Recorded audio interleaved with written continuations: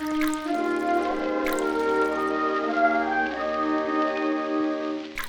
hard to be true to one when I'm not built that way. I may promise, but it's 2 to 1. Before the week is out, I'll stray. But frankness is due to one who craves my